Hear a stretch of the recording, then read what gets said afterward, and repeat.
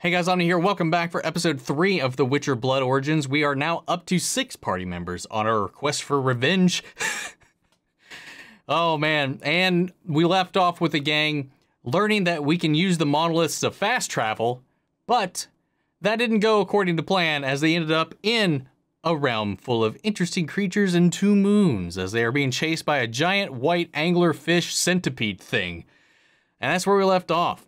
So we're going to go ahead and hop in. So if you want to see the full-length reactions to this, you check it out over on Patreon, or if you become a member of the channel, it gets you access as well. It is a watch-along format, so you will need your own footage to sync up with the time code, summary reaction to the entire thing. You also get the same thing for all the other shows and movies that we cover here on the channel. You get to suggest and vote on what movies we react to each month. We got monthly Q&As, behind-the-scenes footage to try to make it worth your while, since you are going to way support the channel.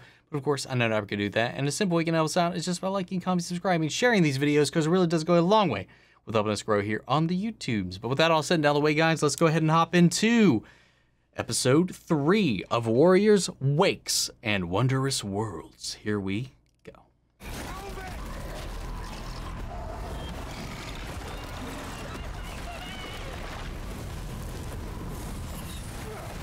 Oh, they're gonna bring it with them. Oh! Nice maneuver, at least. Tell me this is our world. Over there. Zentreya. Okay, okay, we're good.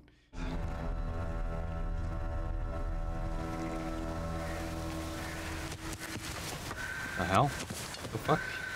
Oh, what the hell? It's feeding time for fuck's sake.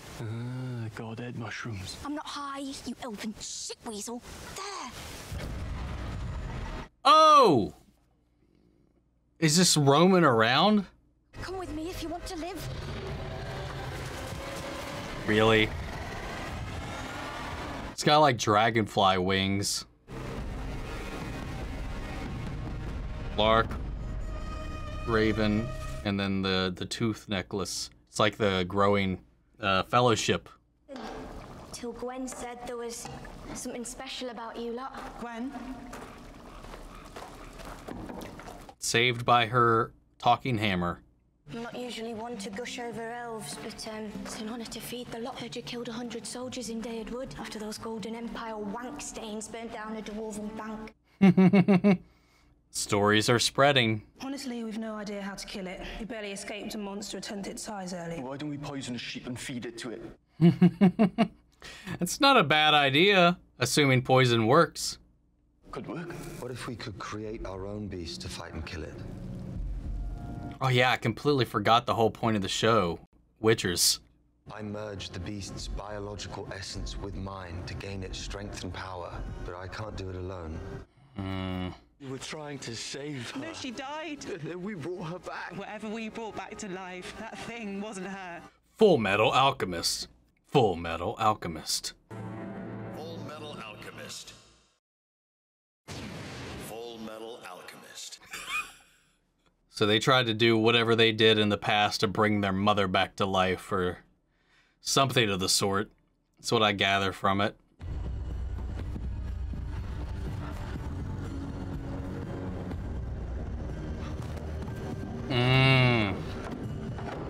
Stealing our little monolith dial. I'm gonna need the heart of the beast back at the monolith brought here. I'll get the herbs. You can't let her do this. The girl does what she wants. Depending on the monster used in the ritual, does it affect the Witcher? You bring so much hope to this world. You bring nothing but death. You need to live, Layla. Maybe 2 become 1 as them.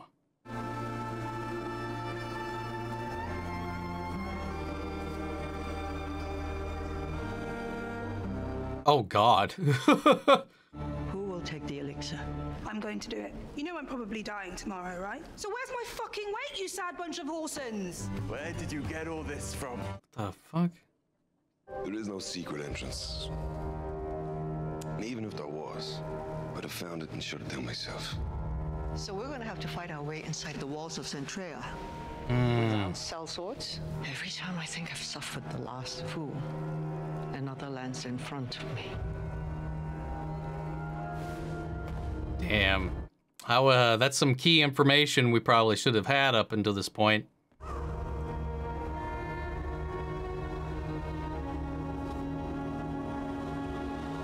Oh, don't do it. Did you think that you could steal from me? Do wait your turn, Empress. I shall attend to you soon. Tell me, boy. Want to travel to other worlds, Master Avalach? First, you need to learn how to fly. Oh. Do it, and she dies.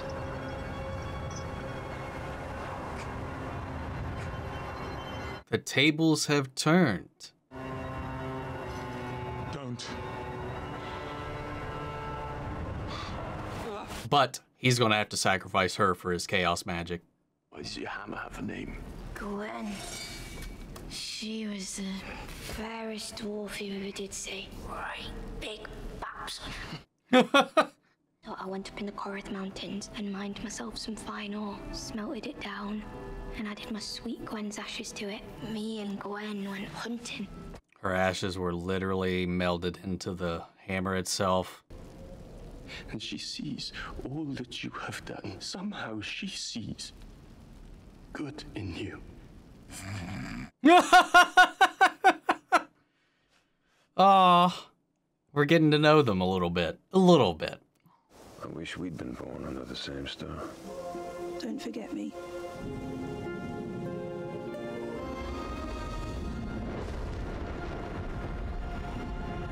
See, so like maybe the two became one was this.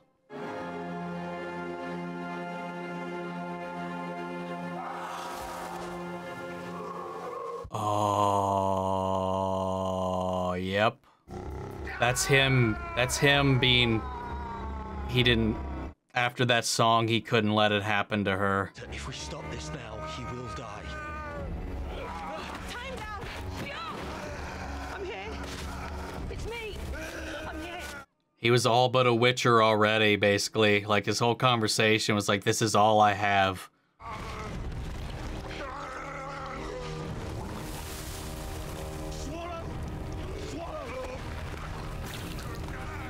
Oh, it's like the Vision with the black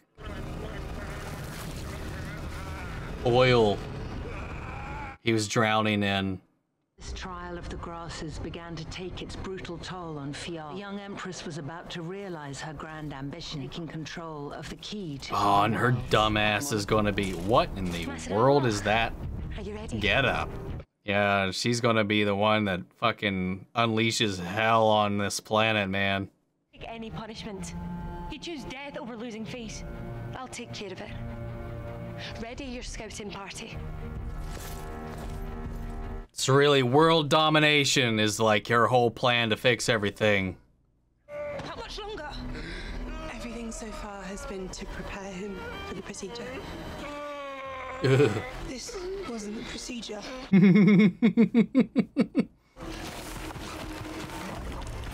He's ready.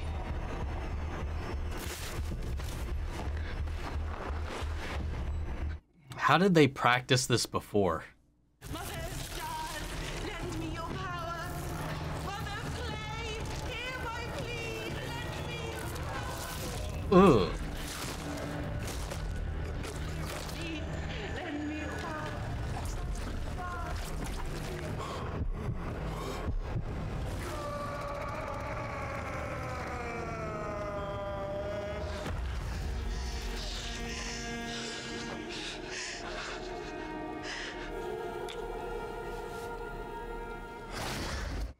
Just need a true love's kiss. Oh, is she gonna turn them in? Wow. I have information for your empress.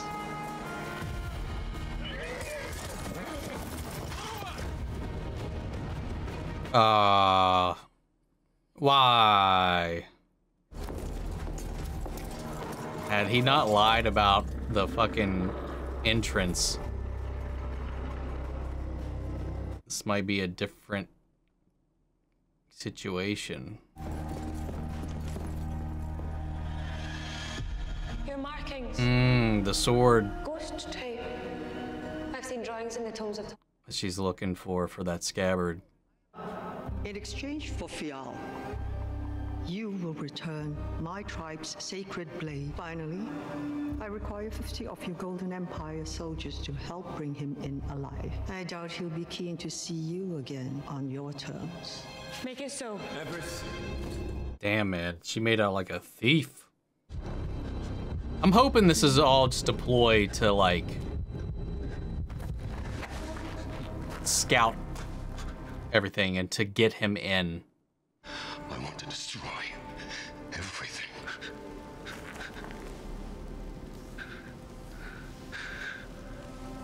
Sorry. He's still got color in his skin. Hey. Oh, wait, The duh. others are outside. It's just you. Geralt's the only one as pale as dirt.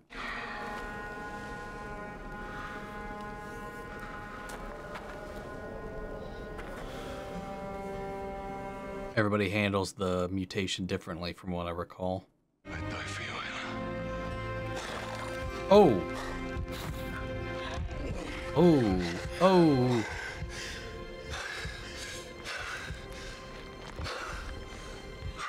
You already did. We need to talk. She looks like a Power Rangers lieutenant. You see me as a princess to be kept on a leash until the time comes to trade me? You see me as a lowborn, raised far above his station. This is how you see yourself.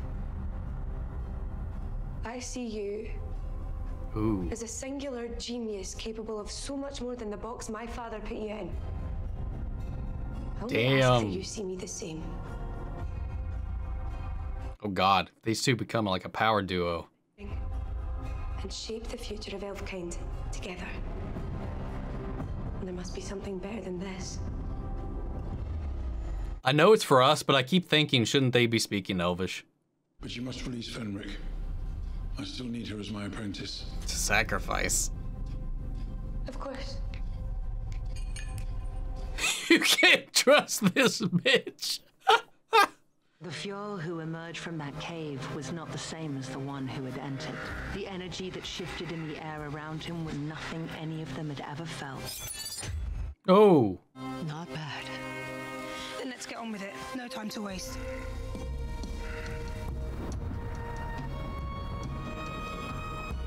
It's a trap. The hunters tracked to Centreas just over the next ridge. What the fuck? Dead end. It's a kill box. Ah, yep, nope, it was a trap. I was hoping that she wouldn't have been that big of a shit, but nope. That it was all in a means to an end. Halt! Ready your blades. Skin! What are you doing? Oh! Double trap! Thank God.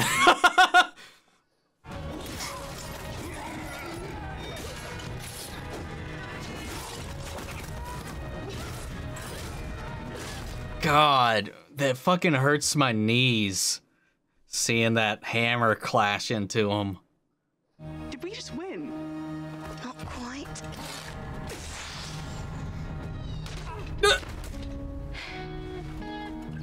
She's a little master of murder, man. Gets a wee bit jealous. See?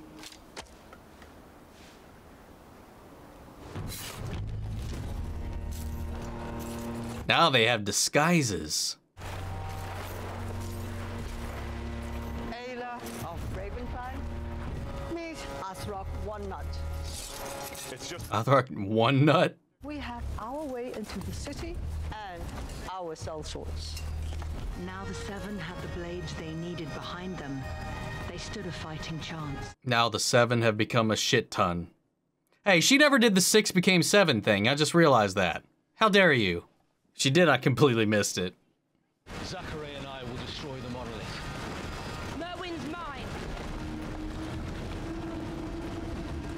Here we are again, Gwen. Oh yeah, that's not inconspicuous at all. And her.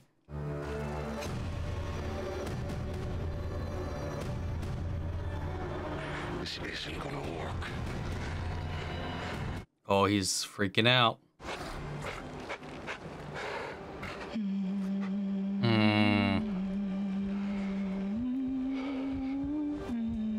sun's getting low, big guy. Right then. Let's go fuck up an empire. This is gonna be the end of the episode, isn't it? That was a good one, man. That was a good one. We have our very first Witcher. And it's got its roots in necromancy, it seems like. Like, no joke, like, I could not get the Fullmetal Alchemist parallels in my head between that moment. And we were learning about them trying to resurrect their mother with this magic. And I guess that's the last time they used it. I don't know how this is applicable, like the methods of that to this. It seems a little not too fleshed out, but it's interesting. He seems like to get the whole eye thing going on, like doesn't Geralt have to use like the elixirs to trigger that whenever he's fighting? But he seems to be like, that's a state he can just go into. I could just be misremembering, but it's really interesting, man. Seeing like the way they incorporated the monster's heart into his entity, into his being. The characters were fleshed out more in this episode. I'd still say that they're not as well-rounded as I would like. If we had like a longer season, maybe we could take some of that time. But for what it is, like just this kind of get going, kind of moving little four-parter, this one did quite a little bit to like endear me to a lot of these characters a little more intently, especially with Meldof. Callan a little bit here as we learned a little bit of his backstory with and the feeling with, I don't know the Elven one's name, the girl, the sister, but like their whole dynamic and stuff, we got a little bit to them. And then this relationship that has just kind of come out of nowhere between Fionn and Ayla. So again, it's just like there's a lot of things that I think are benefiting from the quick pace of the show, but as far as like the characters, I feel like it's still a lot of these things are kind of happening pretty quickly, you know? I mean, he did get betrayed in a lot of ways by the woman who had his heart previously, but like just from I don't know, like maybe there's time dilation in this. I don't know how long or how many days they've actually been together. So maybe we could excuse some of that if there's some like development that's happening off screen. If there's been more than just a couple of days that have passed since they met on that island. But man, coming from that to like boning like they have, is quite the trajectory. But after everything and like with Ayla and just the thing he's seen and the way that her songs have kind of carried off, it just goes to show just how vital a bard and music and the arts can be, and stories, which is the whole thing that Baylor was trying to prevent. His whole goal is like, we got to stamp out these stories, because stories can motivate people to rise up. They can give hope to the hopeless and all that. And she's kind of like the beating heart of the oppressed right now. Like her songs are all among the lowborn and the downtrodden because it gives them hope for a better tomorrow and all of that. It keeps them going. Like, and she was on this vengeance quest, and he was like, I can't let you become this thing, because if you die or if it changes you, that hope can burn out, you know? The power of song, you know, and Yaskir is learning this as well right now. So like, I'm curious to see what change or impact that has later, but I liked all of that. Like I like the themes in this whole thing. And then we have Merwin, who's just gone full on Power Ranger villain, like even down to her outfit, is trying to go into this whole world domination scheme. Like she's like, we gotta, in this never-ending war, just so we can open up portals to other worlds and create more wars with people that just are not elves. Like, it's just so, her logic is so ass backwards, and she's so lost in this whole thing to become this icon of her own historical obsessions. I forget the name of the person who's like the teachings of this person or the histories of this person or whatever, I forget. But like she's trying to become said person from these stories that she's heard. Again, stories playing into a whole thing about this and trying to like control that. narrative. You know, who controls the narrative controls a lot, man. It's relevant today. But I don't think that's the point that they're trying to make, but it's just the relevancy of this in and of itself, and Jaskier's role and the tales that are forgotten and how some of those forgotten tales are relevant and informative. But it's really interesting. I had a lot of fun with this and exploring some of these characters a little bit more, as we had a little bit of this reprieve before we go into this invasion, this infiltration. Skian really had me. Like, after that whole thing, like, she was rocky to begin with joining them, but then I was like, after the whole, like, oh, I'm leading you into this thing, and I'm only now, because I'm drunk, telling you that I lied about this secret passageway, because he was very much just tunnel visioned on his revenge, really. So I don't think he could care less about whether or not that was true or not. He was going to try to go in there and get his revenge regardless. But, like, I mildly believed, but hoped that this was a play. Like, we don't have our way in, so I'm going to scout. I'm going to feign this plan, this betrayal, so that I can get in, make this deal, bring these soldiers in. Meanwhile, I'll have my own people set up with an ambush for the ambush, and we'll sneak our way back in. So you can get her sword, the revenge, or whatever. But I was kind of like, oh, shit. This can't be legit, right? I really was uncertain. I do like that Merwin did have a little bit of a hiccup in her entire master plan once her little scholar was unable to replicate or open the monolith at all after having stolen the I don't know what you'd call that, the remote control for the monolith from Baylor's room. Now she's forced to work with him. And again, true sacrifice comes from within. And I was saying this before, like, he's going to have to sacrifice the only person he seems to care about, and that's his assistant. So I think that's definitely what that's setting up. But did he buy into that whole thing? Like, where she was talking about how she sees him as more than her father did, you know, because he was projecting his own, or the way she framed it was that he was the one that was projecting that she thought he was lowborn and never deserved to be where he was. But she's like, no, those are the boxes the people around us have put us in. Together, we can break out of those bounds. That was the frame of mind you came from before. This is the frame of mind you can come at this now. You know, we can break free of that and just be more than all of that together. I don't know if he wholly bought onto that, but it was a pretty good argument and a pretty good way to turn him around. But I don't know if he'll still try to make for his own to get that power for himself, or what's going to happen. But yeah, this was a really interesting episode. I think this was my favorite of the three so far, because it kind of had a little bit of everything. Though I can't wait to see what Fial is like once he's just unleashed.